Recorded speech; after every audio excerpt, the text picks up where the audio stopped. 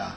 오늘 말씀 가운데 주님이 기름을 부으시고 은혜의 영이 되셔서 형제 자매님들 심령과 마음을 다 만져주시길 바라며 집회의에 주님이 친히 영광을 받으시고 또 말씀만 찬송을 받으시길 주의 이름으로 기도합니다. 아멘. 아멘. 오늘 나눌 말씀은 지난 시간에 1시간 창세기 1장의 9절서부터 13절까지 그 셋째 날에 관한 말씀을 1시간 했는데 오늘 하루 3시간에 걸쳐서 이 말씀을 좀 더 상세하게 살펴보도록 하겠습니다. 성경을 읽는 것은 창세기 1장 9절에서 13절까지 같이 읽겠습니다. 하나님이 이르시되 천하의 물이 한 곳으로 모이고 묻이 드러나라 하시니 그대로 되니라. 하나님이 묻을 땅이라 부르시고 모인 물을 바다라 부르시니 하나님이 보시기에 좋았더라. 하나님이 이르시되 땅은 풀과 씨 맺는 채소와 각기 종류대로 씨 가진 열매 맺는 나무를 내라 하시니 그대로 되어 땅이 풀과 각기 종류대로 씨 맺는 채소와 각기 종류대로 씨 가진 열매 맺는 나무를 내니 하나님이 보시기에 좋았더라. 저녁이 되고 아침이 되니 이는 셋째 날이니라 했습니다.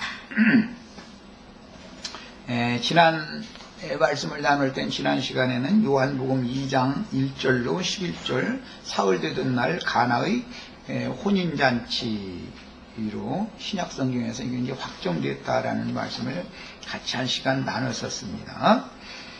창세기 1장에서 셋째 날은 요한복음 2장에서 갈릴리 가나의 혼인잔치에서 행하신 첫 번째 표적과 유대인의 명절인 6월절에 그 가나라고 하는 건 이제 지명으로 할 때 이것은 갈대라는 뜻입니다. 갈대.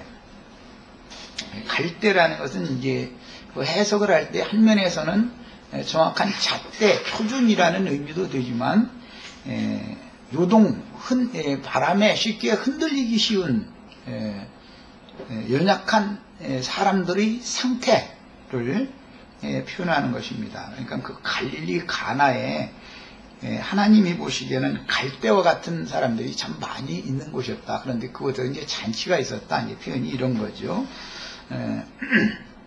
비유드린 것을 알 수가 있어요. 물론 그때 당시는 역사상에 갈릴리 해변가의 그 가나라는 마을에서 실제 이런 혼인잔치가 있었었죠.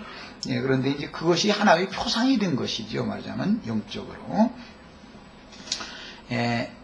그래서 첫 번째 표적과 유대인의 명절인 6월절에 예루살렘 성전에 올라가셔서 그날 성전을 정화시키는 일을 하신 말씀으로 이어지고 있죠. 분 바꾸는 자들이 상을 뒤집어 버리고 그 다음에 짐승들, 제물로 드려지는 짐승들을 다 성전 밖으로 쫓아내고 이제 이런 말씀이 나옵니다. 이게 참 사흘 되던 날인데 오늘 조금 전에 내가 전화상에 지금 이 사흘 되던 날 예수님만 같이 하던 말이야. 이제 뭐를 막 분명하게 이제 이런 얘기가 원작에 나왔는데 전도자라는 것은 언제나 양면이 있습니다. 한 면에서는 말씀을 들을 만한 사람들에게는 유순한 말로 타일러야 되지만 대적하는 자들에게 대해서는 타일러서 안 되는 게 아니죠. 그런 사람들이 귀에는 쳐서 얘기를 해야만 누군가 정신을 차릴 사람은 쳐서 얘기를 해줘야 되는 거죠. 강력한 그릇은 깨줘야 되는 것이죠. 그리고 경작당해야 될 그런 굳은 땅을 갈아 풀려면은 무슨 나무 보석으로 되어 있는 쟁기로는 그건 안 되는 거예요. 철보석을 채운 쟁기로 해야 그것도 갈아 풀려면 소가 얼마나 힘들어요. 그런 타작기계라고 하는 것도 유순한 타작기계가 있고 아주 잘해도 솔솔솔 떨어지는 타작이 잘 되는 곡물 같으면 철타작기로 후려칠 필요가 없죠. 그렇지만 이건 아니다 싶으면 이건 철타작기를 갖다 들대야 되는 일인 것이죠. 그러니까 이제 예수님이 사흘 되던 날 혼인잔치에 참여하셔서 물로 포도주가 되게 하셔서 잔치에 모인 사람들에게 이제 나눠주게 하신 말씀에 이어서 성전을 정화하는 이야기라는 것은 사실 알고 보면 먼저 내다 마시던 그 포도주를 날려다 주던 자들을 다 이렇게 정화시키기 위해서 이제 뒤집어 버리는 거지요. 말하자면 그들을 다. 이것이 사흘 되던 날 하는 일이다 이게. 그 다음에 그 당시에 예수님의 이런 이상한 행동과 선언의 말씀은 실제로 예수님의 몸이 유대인들의 유월절 의식을 실현하기 위하여 이생의 마지막 유월절에 유대인들의 율법 제도에 따라서 죽임을 당하신 후 사흘 만에 다시 살아나신 후에야 제자들은 가나의 혼인잔치에서의 이적이나 성전에 들어가셔서 성전을 정화하면서 너희가 이 성전을 하려고 그러면 내가 사흘 동안에 새로 일으키리라 하신 이 말씀이 무엇을 의미한 것을 그때가 깨달았다는 거예요. 이게 사흘 되던 날이에요. 창세기 1장 오늘 우리가 읽은 9절에서 13절의 상징 비유가 신약에서 이렇게 실현이 되는 것이죠. 이것이 예수님 때만 이것으로 끝내버리면 소용없잖아요. 우리들이 오늘 신앙생활 하는데 이게 적용이 돼야 완성이 되는 거단 말이에요. 그 다음에 주님은 그 당시에 율법을 준수하는 예루살렘의 종교 지도자들에게는 자신의 몸을 의탁하려 하시지 않았으며 표적을 보고 예수를 믿은 유대교 신자들의 속에는 무엇이 들어있는지를 이미 아셨으므로 그들을 통해서 예수님이 메시아라는 증언을 들을 필요가 없었고 입으로는 믿는다 하지만 속으로는 자신들의 영광만 구하는 종교 지도자들은 예수 이름을 팔아서 자기네들의 영광을 구할 것이라는 것을 예수님이 이미 알고 계셨다는 거예요. 이것은 뭐예요? 예수를 안 믿은 사람들이 예수를 죽인 게 아니에요. 예수님의 제자였던 사람이 배반을 하는 거예요. 언제든지. 아시아에 있는 7교회 편지를 보낼 때도 아시아에 있는 모든 자들이 사도를 나를 다 배반했다. 그리고 다 떠나갔다. 그 제자가 안 된 사람을 말하는 게 아니에요. 결론적으로는 모두 진리를 떠나가게 된다는 거예요. 왜 그래요?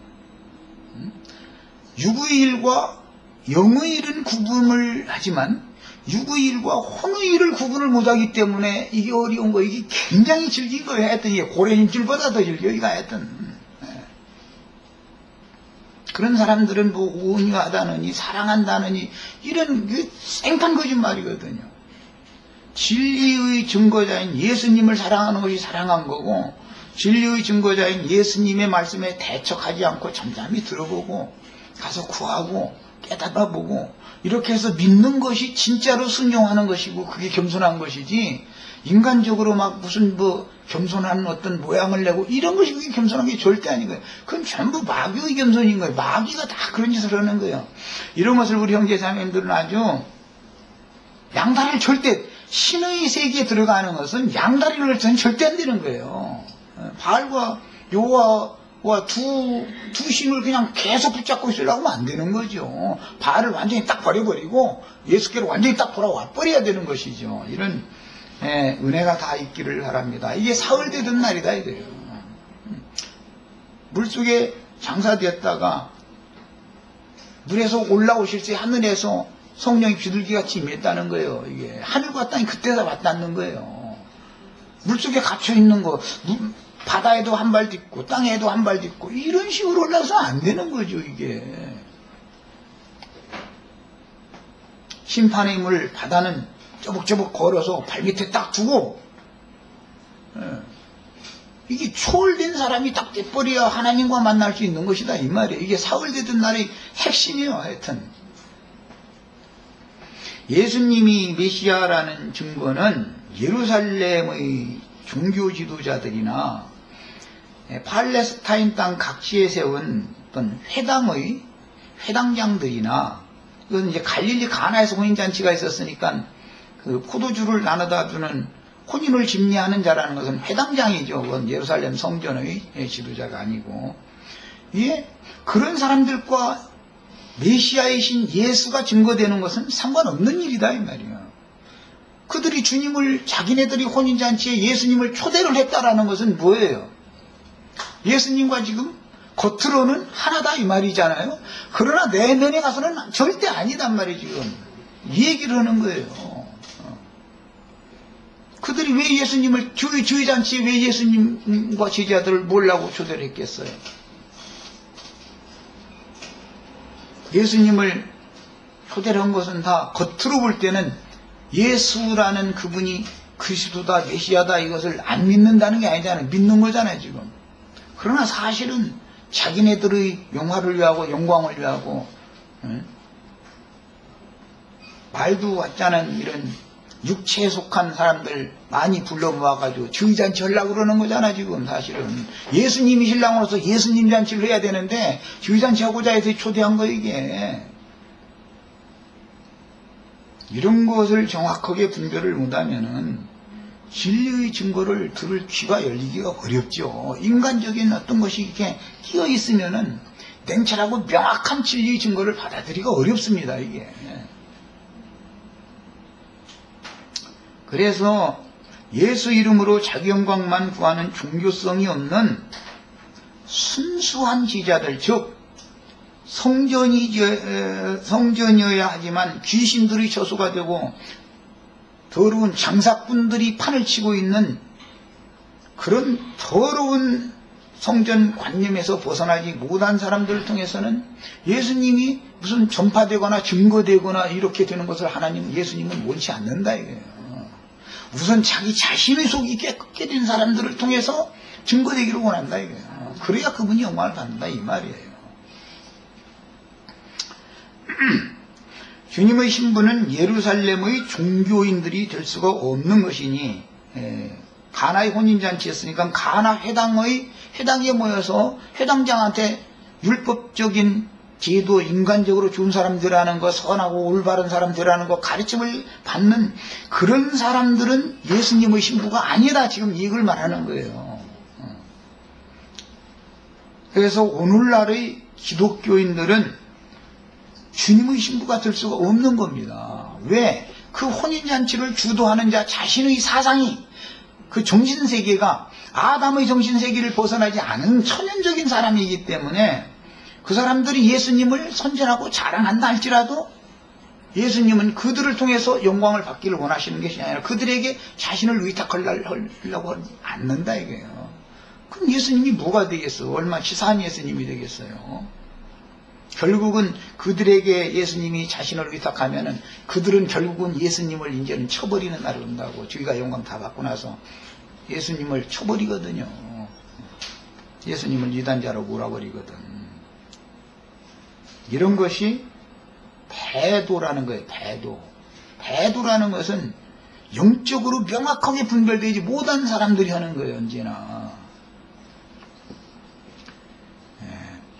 그래서 복음은 반드시 큰 음료, 많은 물 위에 앉은 큰 음료에게서 나와서 성령과 신부가 오라 하는 그곳으로 가서 혼인잔치를 해야 되는 것을 말하는 거예요. 복음이라는 것은.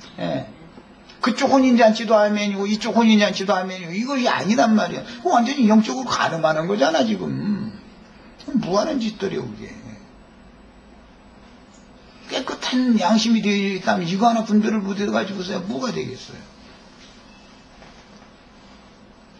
여섯째 날까지 자꾸 나가는 얘기 할 필요가 없는 것이 첫째 날, 둘째 날, 셋째 날로 완성된 것이 반복되는 이야기이기 때문에 내가 이걸 강조하는 거예요.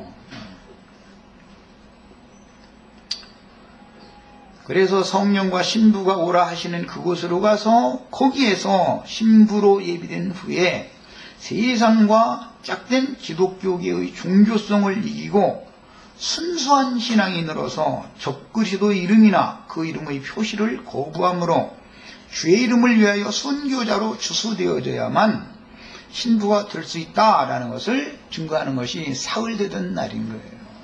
예수님이 신부를 취하러 오신 것이 예수님의 혼인이어야 되는 것이지 그들의 혼인잔치는 이건 안 되는 거예요. 그럼 되겠어요? 예수님이 지금 장가들 세상에 오셨는데 신랑이 여기 오셨는데 신랑은 뒷전이고 초대받은 손님으로 가가지고 이렇게 그들 혼인잔치나 구경하고 앉았어야 되고, 이거는 그게 진실로 믿는 게 아니죠. 초대를 한 것은 괜히 입에 바른 소리죠. 그렇지 않아요? 진실하지 않잖아요. 예수를 정말로 신랑으로 믿으면 예수님이 주인공이, 신랑이 주인공이 돼야 되잖아요. 그 회당에 모여서, 그 혼인잔치에 모여서 포도주 마시고 기뻐하고 즐거워하고 하는 이런 사람들이 다 회당장에게 복종하는 게 아니라, 여러분들은 다 여기 신랑 오셨으니, 참된 신랑 오셨으니까 그분한테 가서 그분이 주시는 말씀, 포도주로, 참 포도주로 섞인 것이 없는 맑은 포도주, 그분의 입에서 나온 더 좋은 포도주, 그 포도주를 마시고 그분이 신랑이 돼야 된다. 이렇게 해야 정직한 사역자인 거예요, 이것이.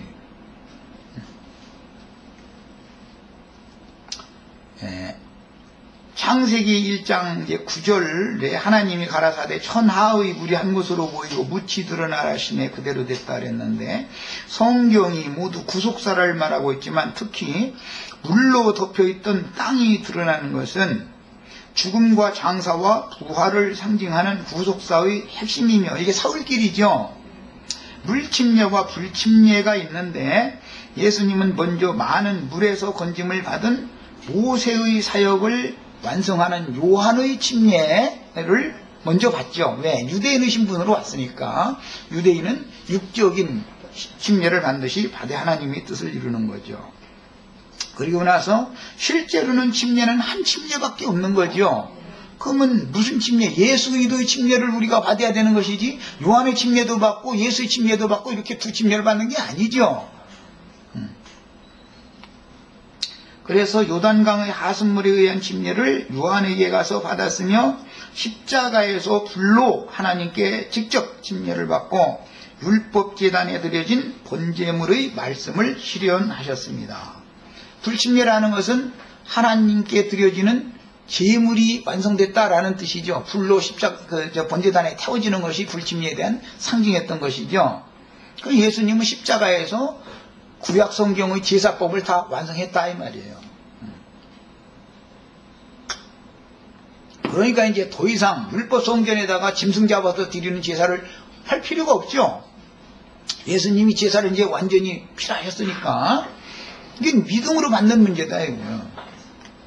천하의 물은 이 세상 사람들의 마음을 주장하는 세상의 영, 곧 귀신의 영들을 상징하므로 가라지들을 한 곳으로 모아서 불사르기 위한 것이며, 계시록에서는 많은 물 위에 앉은 큰 음료를 벌거벗기고 불사르며 짐승들에게 맡겨서 그 살을 아주 뜯어먹게 하고 그 영혼은 공중의 새들에게 밥으로 주신다고 하셨습니다. 그러니까 그 영혼들은 공중의 새밥이 되는 것이지 하나님께로 가는 게 아니죠. 천하의 물은 뱀의 입에서 토해내는 비진리와 혼잡한 영을 상징하는데, 위에서도 내렸고 아래에서도 올라오고 그랬으니까 이제 두 물이 섞인 거죠 지금. 모든 악의 영들을 심판하기 위해서 하수물을 한 곳으로 모이게 하실 것이며, 땅의 낮은 곳으로 모인 많은 물인 바다 위에 앉은 큰 음녀와 음녀의 7 머리들이 하늘의 불로 심판을 받을 심판 골짜기는 포도주 틀로 상징되는 천연적인 혼들의 종교적인 유대교와 교회 시대의 끝에는 세상과 짝된 기독교계의 종교체제로 완결됩니다. 궁극적으로 먼저 가라지들을 한데 모아서 단으로 묶고 판결 골짜기로 세상의 모든 악한 세력을 모아서 불사르는 심판을 집행하여 많은 물이 모인 바다는 불붙은 유리바다가 되고, 그 다음에 결국은 유황 불못이 됩니다. 그 다음에 묻히 드러나라 하셨다 그랬는데, 생명의 처소이며 근거가 되는 예수 그리스도의 부활을 상징하며, 그 실제는 예수 그리스도의 성령을 받아 새 영과 새 마음이 된 충성되고 진실한 참 그리스도인들의 영과 혼이 새 몸을 덧입고 나타날 때 비로소 완성되므로, 생전 세상의 새 창조인 교회는 부활하신 예수 그리스도의 신령한 새 몸이요 하나님의 나라요 하나님의 집이며 성령의 전인 것입니다. 매우 중요한 말을 했는데, 기본적으로는 성경이란 건 모두 예수 그리스도에 대해서 증거하는 것이죠. 예. 그 예수 그리스도에 대해서 증거하는 사실을 진리와 생명의 성령이 되어져 가지고 살려주는 영이 되어져 가지고 오늘 말씀을 통해서, 전도의 말씀을 통해서 우리에게 믿어진 이 믿음으로 나 자신이 예수님과 같이 되는 것이 완성이죠. 예. 그러니까 기본적으로는 모든 말씀을 적용할 때는 예수 그리스도에 대해서 적용한다 이 말이야. 이게 성경 해석의 원칙인 거예요. 자, 이제 창세기 1장 10절에는 하나님이 묻을 땅이라 칭하시고 모인 물을 바다라 부르시니 하나님의 보시기에 좋았더라 그랬는데, 천하의 물이 한 곳으로 물러가고 드러난 땅은 요한에게 침례를 받고 물에서 올라오실 때 하늘에서 성령이 비둘기같이 임하여 인자 예수를 아버지께서 친히 사랑하시는 아들로 증거하시는 것을 상징하는 예언입니다. 이 하나님 보시기에 좋았다는 건 하나님 말씀을 다 이루기 위하여 요한에게 가서 침례를 받고 물에서 올라오실 때 하나님이 친히 그는 내 사랑하는 아들이요 내 기뻐하는 자라는 것이 하나님 보시기에 좋았더라죠. 이 말이에요. 그러면 이제 예수님만 하나님 보시기에 좋으면 안 되죠. 우리들도 똑같이 하나님의 아들이어야 되고 하나님 보시기에 좋은 사람이 돼야 되겠어요. 영혼들이 되셔야 되겠어요. 이 성경 해석의 원칙을 이렇게 잘 배우면은 성경으로 성경이 해석되기 때문에 오류가 없이 해석이 자연히 되게 돼 있습니다. 그 다음에 더 나아가서 그리스도의 침례에 연합되어 이 세상 신들에게 탈취되었다가 되찾은 바가 되어 하나님의 소유가 된 구속받은 사람들인 많은 물에서 건져내심을 받은 지자들을 상징한다. 그러니까 먼저는 예수님을 상징하는 거고, 요한에게 가서 침례를 받고 물에서 올라오신 예수님을 상징하는 거고, 믿음으로 나에게 이것이 적용되어진 믿은 제자들이 최종적으로는 성경을 완성하는 것이다 그 말이에요. 그 다음에 모든 구속받은 사람들이 복음을 믿음으로 그리스도와 함께 심판받고 부활되어 승천한 사실에 하나로 연합되므로 천국 농사를 위해 준비된 영혼의 상태를 상징한다는 것을 알 수 있습니다. 예수님에게 이루어진 건 표상이죠. 우리들에게 이루어지는 건 실현이죠. 완성이다 이 말이에요. 심판의 물로 덮였다가 드러난 무트로 상징된 회개한 인간의 마음은 경수를 끝낸 여인의 태로, 뒤에 이제 율법에서는 이렇게 상징을 하는 거예요. 그래야 이제 생육하고 번성을 하니까 말이에요. 드러난 무태는 모든 생명들이 생육하고 번성하게 하는 것이 목적이죠. 그런데 이미 물 속에 잠겨있던 무태에서는 생명들이 번성할 수가 없잖아요. 이제 무를 드러내게 했어요. 이것은 비유로서 이제 율법에 가서는 여인이 경수를 맞춰서 정결케 된 상태다 이거예요. 그 밧세바라는 여자가 경수 끝내고 나서 다윗을 만나게 됐었죠. 이런 게 상징이에요 이것이. 그래서 경수가 끝나서 정결한 태가 되어지지 않은 여자는 아무리 젊고 패기가 있고 힘 있는 여자라도 잉태가 안 되죠. 그 하나님의 창조는 뭐냐? 인간의 마음이라고 하는 건 이제 태로 상징이 됐는데 더럽고 부패해서 귀신들이 득식을 하기 때문에 이것들을 회개시켜서 싹 쏟아내놓고 깨끗게 되어진 마음속에는 하나님이 천국 말씀 씨를 심어서 천국 노사를 할 수가 있는 거다 이 말이에요. 상징하는 거예요. 그래서 이 경수 중에 있는 여자는 다 부정한 여자로 율법에 그래서 나오는 거예요.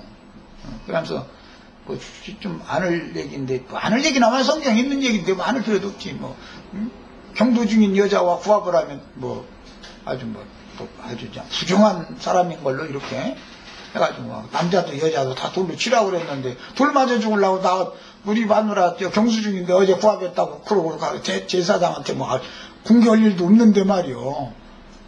경수 중인 여자와 구합을 했으면 말이야 아주 부정한 짓인 걸로. 율법에 나올 때는 무언가 말하고자 하는 의도가 있을 거 아니겠어요?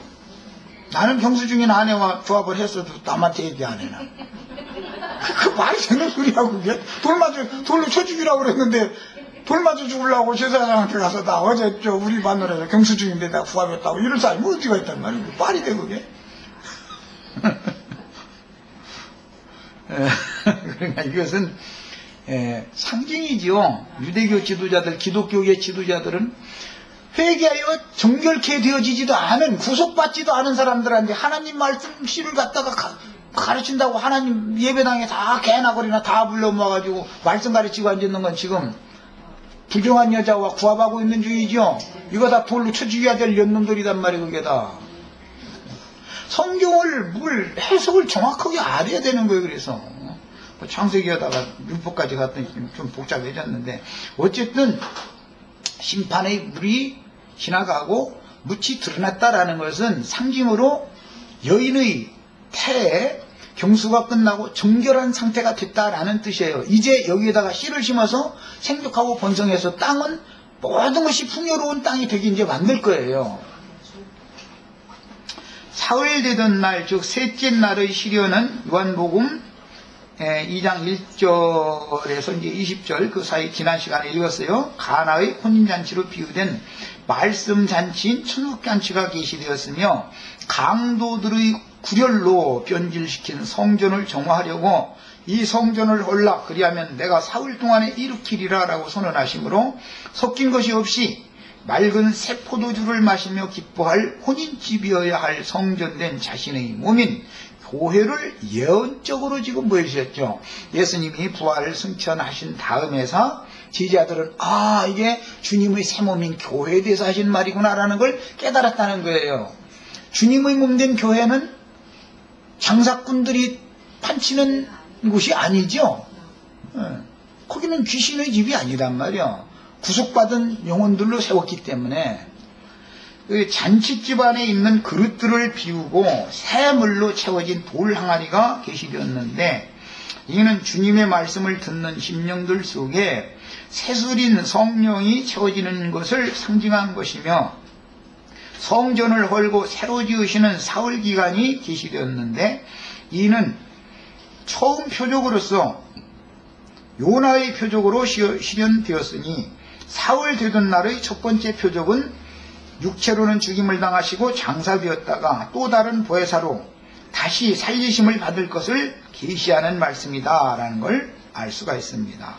이 사흘길은 이삭이 자기를 불사를 나무단을 짊어지고 불과 칼을 가지고 뒤따르는 아버지와 함께 사흘길을 걸어서 모리아산에 올라가서 번제물로 드려진 것으로 상징이 되었습니다. 이 사흘길이라는 건 성경에서는, 이 복음에서는 아주 이제 예비일, 안식일, 안식일 첫날 이 사흘길이라는 게 아주 핵심이죠. 그 다음에 모인 물을 받아라 칭하셨다 그랬는데, 큰 바다로 모인 물로 상징되는 많은 물은 계시록 17장 15절에 이제 해석이 나왔죠.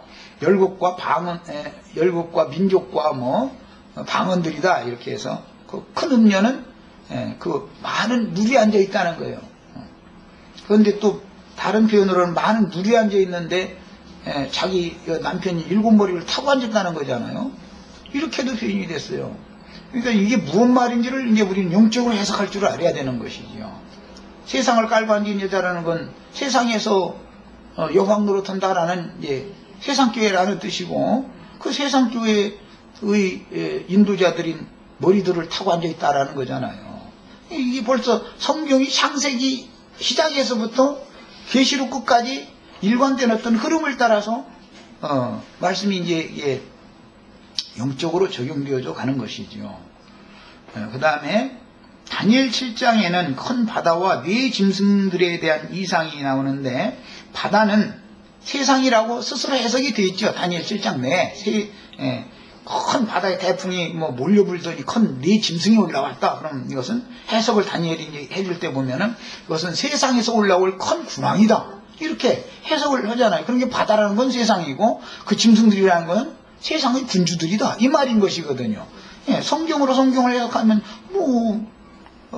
틀릴 수가 없는 거죠. 그 다음에 아담이 마귀에게 넘겨준 모든 권세를 이 세상 신이 주장하는 세상은 이 세상 임금인 마귀에게 넘어갔으므로 이 세상은 바로 생지옥이 되었고, 즉 아담의 정신세계라는 건 생지옥이죠. 그 지옥에서 건짐을 받아가지고 완전한 극락이신 그리스도께로 옮겨지는 것이 구원이죠. 예수 그리스도의 정신세계로 옮겨지는 걸 말한다. 아담에게 넣어준 정신세계는 금령의 실과를 통해서 뱀의 실을 넣어준 것이거든요. 그 아담의 정신세계에서 나와야 된다 이거예요. 나와서 예수님의 정신세계로 우리가 들어가는 것이 완전한 구원이다. 예수 안에는 거기는 기쁨과 만족과 행복이 있지만 아담 안에 있어서는 하루 사는 것이 아주 징그럽다. 그런 징그럽다는 말이 아주 그냥 시간이 왜 이렇게 안 가는지 모르겠어요. 막 이제 이런 말이 왜 나오겠어요? 세상이라는 게 이게 완전히 풀무불이다 이 말이잖아요. 사람 사는 게 말이 너무 힘들다 그 말이겠죠. 그것이 왜 그러느냐?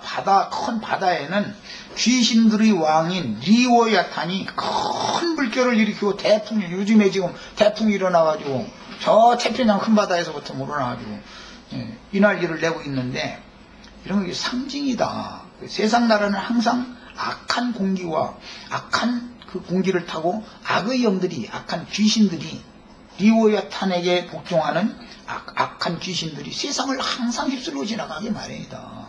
그냥 세상을 살아나가는 것이 힘들죠. 왜? 육신을 입고 있으니 뭐 먹어야 되죠, 입어야 되죠, 자식 길러야 되죠, 쓸 일은 많죠, 벌리지는 않죠. 뭐 조금 벌려고 그러면 우리 지금 박영재 왔는데 기계 고장 났다 해서 자꾸 뭐 어디서 뭐 팔으라고 한 판 가져가더니 그것도 뭐 두어 팔고 나서 남았다고 반품 먹였다고 해서 이런 식으로 나오면 이거 사람 머리 아프죠 아주. 그렇다고 이거 안 할 수도 없는 일이고 말이야.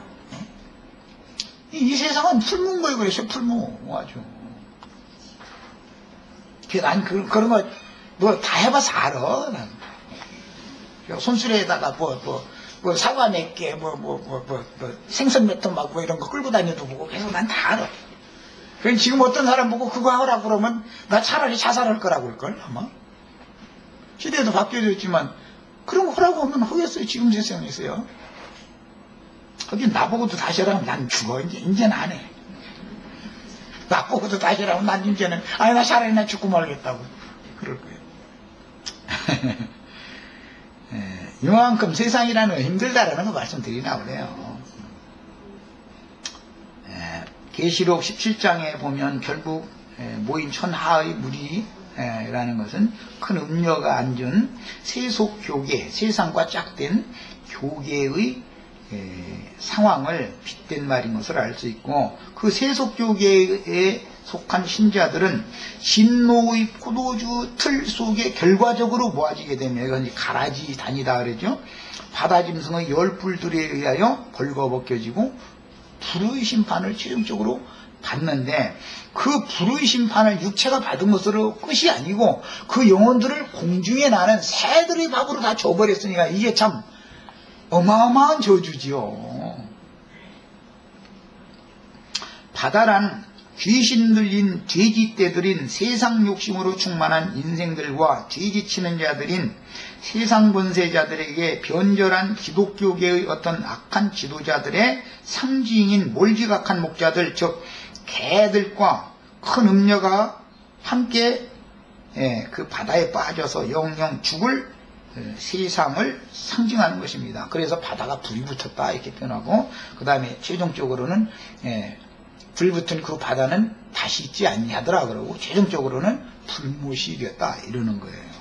그러니까 기독교계에 있으면 이게 불못 속에 있는 거예요. 사실은 세상 불못에서 나와가지고 배나 더 깊은 불못으로 들어간 거지. 지금 많은 소지만 기독교계 사람들이란 말이에요. 그러니까 당신들 정신 차리면 이제 나와라 이 얘기를 하는 거예요. 여기서 나와가지고 성령과 신부가 말씀하시는 곳으로 가서 거기에서 양육받아야 되는 거다 이 얘기를 하는 거예요. 성경이라는 게 최종적으로.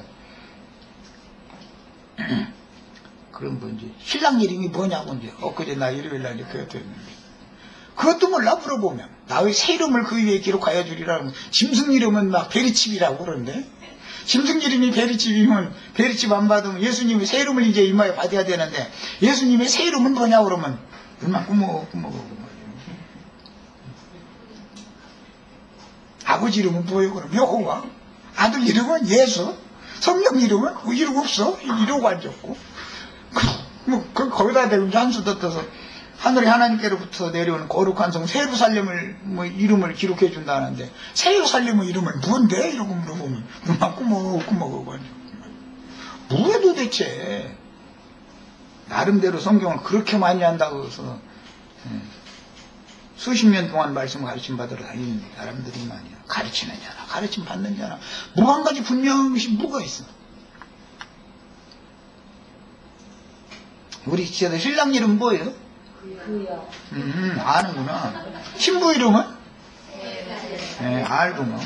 그러니까 그 영과 신부가 오라 하는 곳으로, 그래서 그곳에 가야 되는 거예요. 거기서만 완전한 만족과 기쁨의 혼인잔치가 거기에서만 있다. 이게 예수님이 주인공이고 예수님의 배필된 구속받은 성도들이 주인공이 되어야 되냐. 혼인집에는 신랑 신부가 주인공이죠. 예수님이 혼인집에 초청받은 손님으로 오면 안 된단 말이야. 예수님이 신랑이고 예수님의 말씀에 이게 더 좋은 포도주네 가면서 기뻐서 이렇게 하는 사람들이 신랑과 신부가 지금 주인공이 바뀌는 얘기잖아요 지금. 그게 사흘되는 날 하는 일이다 이 말이야 이게. 야, 세상을 상징하는 바다는 최종적으로 불못이 되고 바다는 다시 있지 않는 새 하늘과 새 땅이 실현되는데, 곧 하나님의 새 창조가 된 성도들의 새 영과 새 마음이 용생할 처소를 이루면 구속받아 온전케 된 영혼들이 주와 함께 영생 복락을 누리게 되는 것입니다.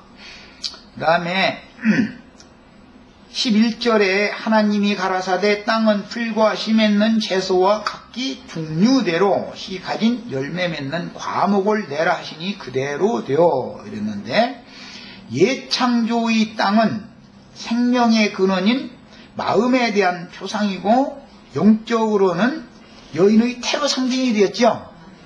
이제 씨를 뿌려서 농사를 해야 되기 때문에 이렇게 상징한 거예요.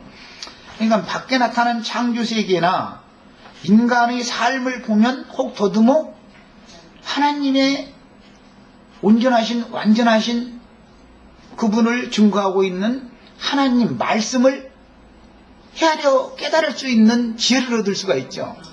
그런데 사람들이 지혜롭다 하나 우준하게 되었기 때문에 마귀를 통해서 금령의 실과를 먹으면 선악을 아는 일에 대해서는 눈이 밝아지는 대신에 하나님의 지혜가 딱 가려져 버린다 이게 즉시로. 그런데 뱀의 지혜로 지혜로운 것이 진짜 지혜인 줄 알고서 이 사람 답답한 일이죠. 하나님의 지혜신 주님이 오셔서 지혜로운 말씀으로, 은혜의 말씀으로 사람들에게 말씀을 증거해 주면 받아야 되는데 안 받으려고 그래. 나름대로 자기 지혜를 가지고 안다는 지식 가지고 본능으로 하는 그거 가지고 예수님 말씀하시면 모세의 글에는 이렇고 이런데 엘리야는 이런 말 했는데 한번 따지고 앉아서, 아니 내가 보낸 모세 내가 보낸 엘리야 말 듣지 말고 이제 내 말 들으라고 아버지가 증거하자한테. 그러면 그 이단이라고 하늘에서 온 말이에요. 지가 하나님 아들이라고, 사람이 돼가지고 하나님 아들이라고 한다고 이러고 앉았고, 그러면 예수님이 지금 다시 그대로 똑같은 모습으로 이 자리에 와도 그런 사고를 갖고 있어서는 절대 주님 영접하지 못합니다. 그 다음에 사람의 생명은 혼, 히브리어로는 네페시라고 되어 있고 헬라어로는 푸시게인데, 이것은 목숨이라고 주로 많이 번역이 됐죠. 사람이라고도 많이 번역이 됐어요. 목숨, 천하를 얻고도 네 목숨을 잃으면 무엇이 유익하겠느냐. 그 목숨이라는 것이 푸시케, 구약성경용어로는 네페시, 혼이란 말이에요. 그 다음에 애굽으로 내려갈 때 72혼들이 내려갔다. 이제 원문에 이렇게 됐는데, 그것은 그 사람들이 내려간 것이죠. 72명의 사람이 내려간 거죠. 이런 것은 다 사람은 혼이라고 그런단 말이에요. 혼. 이것은 하나님께서 사람을 세상에 태어나게 하실 때 이미 잉태하신 이후부터 엄마를 통해서 숨이 그 아이에게 유전되게 돼 있죠. 태 속에서 아기가 이렇게 숨 쉬는 게 사진에 이게 보이죠. 그 숨은 지 스스로 쉬는 게 아니잖아요. 엄마의 호흡을 나눠서 쉬는 거지 지금. 그러니까 이제 엄마가 막 무슨 먼지 잔뜩 있는데 가서 숨 쉬고 있으면 애기도 먼지 먹는 거지 뭐 지금. 태중에 있는 애기도.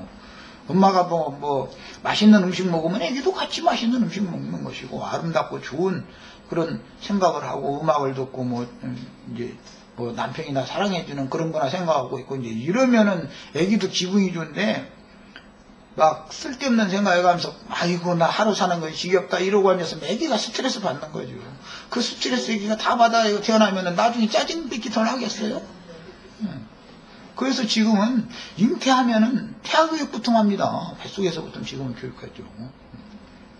참 세상 많이 발전했어 그런 거 보면. 왜? 엄마의 모든 것이 아기의 모든 것이 되니까. 엄마들 앉혀놓고 내가 더 잘하는 지 않아요.